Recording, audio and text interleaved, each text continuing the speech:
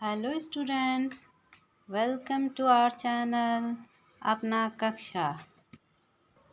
In today's video we are going to learn types of line.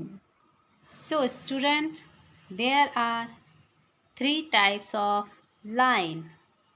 So पहला है horizontal line, दूसरा है vertical line and तीसरा है oblique line. Let's first understand horizontal line. So बच्चों, पहला है हमारा हॉरिजॉन्टल लाइन, जिसको हम स्लीपिंग लाइन भी बोलते हैं। सो बच्चों, हम लोग एक हॉरिजॉन्टल लाइन लेंगे जिसका नाम हम लोग देंगे पी और क्यू। सो बच्चों, like here this line P Q is drawn horizontally and therefore it is a horizontal line.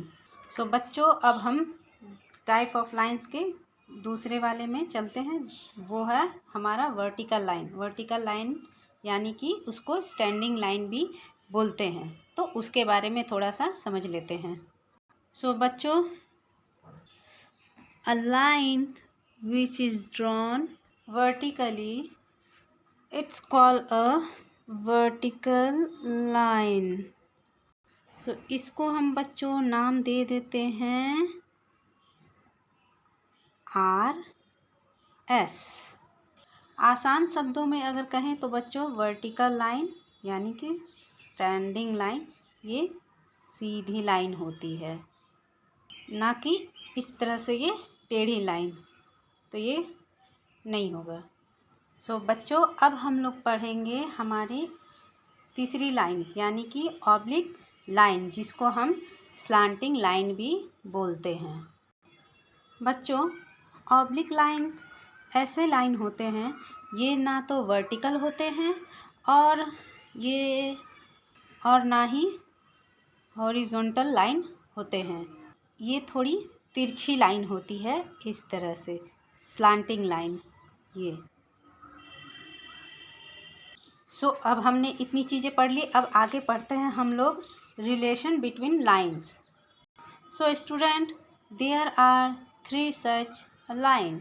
सो पहला है इंटरसेक्टिंग लाइन, दूसरा है परपेंडिकुलर लाइंस एंड तीसरा है पैरेलल लाइन। सो बच्चों, पहली लाइन है इंटरसेक्टिंग लाइन, इसके बारे में हम अब पढ़ेंगे। So student, intersecting lines are the lines that meet or cross at a common point. तो अब इस लाइन को हम लोग नाम दे देते हैं, इसका P, ये Q, ये R और ये S। अब इसको थोड़ा सरल शब्दों में समझ लेते हैं बच्चों।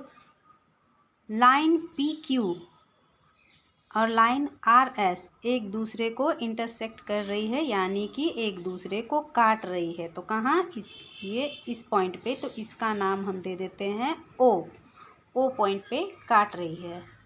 सो now student, let's talk about perpendicular lines. So बच्चों, अब हम परपेंडिकुलर लाइंस के बारे में पढ़ेंगे। सो अब हम इसको नाम दे देते हैं A, B, C और ये D, और ये जो यहाँ काट रही है एक दूसरे को, इसका नाम हम दे देते हैं E।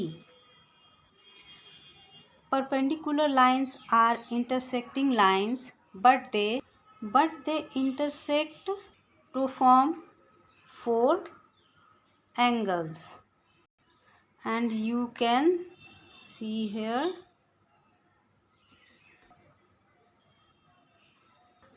line CD perpendicular line AB, and they are intersecting point E from 4 right angles.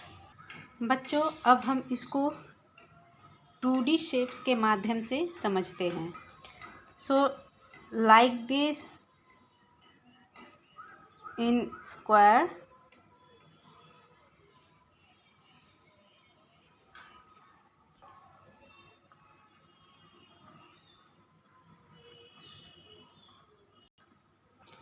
like this in square and like this in rectangle.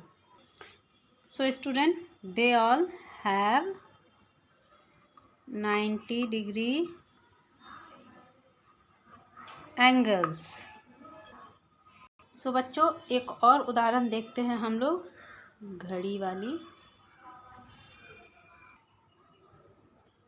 सो बच्चों, हम लोगों ने परपेंडिकुलर लाइंस के बारे में पढ़ ली। अब हम लोग पढ़ते हैं पैरेलल लाइंस के बारे में। आइए समझते हैं वो क्या है। सो बच्चों, अब हम लोग जानेंगे पैरेलल लाइन के बारे में। सो बच्चों, पैरेलल लाइन वो लाइंस होती है जो हमेशा सेम डिस्टेंस में होती है और एक दूसरे को ना तो टच करती है ना ही इंटरसेक्ट करती है। Like here you can see line AB parallel to line CD because they are same distance each other and they will never touch or intersect each other. So इसको हम ऐसे दिखा सकते हैं AB is parallel to CD.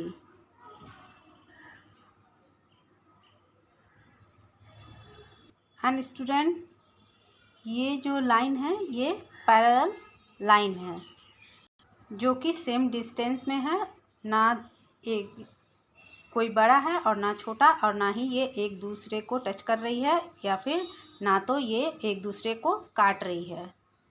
बच्चों, हम parallel line को इस तरह भी दिखा सकते हैं, ठीक है। हॉरिजॉन्टली दिखा सकते हैं, वर्टिकली दिखा सकते हैं और हम दिखा सकते हैं स्लांटिंग लाइन के थ्रू भी। सो स्टूडेंट, इसको हम 2D शेप्स के माध्यम से समझते हैं। ये जो लाइन है ये हमारी हो गई पैरेलल लाइन। सो आ रहा है, आई होप बच्चों आप लोगों को समझ आ रही होगी। तो एक और देख लेते हैं यहाँ पे रेक्टेंगल।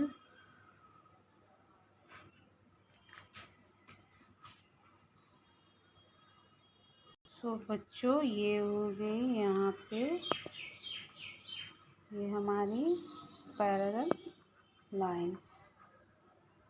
ये स्क्वायर के माध्यम से आप लोगों ने देखा और ये रेक्टेंगल के माध्यम से आप लोगों ने समझा। So like this in square and like this is rectangle. So बच्चों, आशा करती हूँ कि आप लोग लाइंस के बारे में आप लोगों को समझ आ गया होगा। So that's all for today's video. मिलते हैं नेक्स्ट वीडियो में, तब तक के लिए बाय बाय।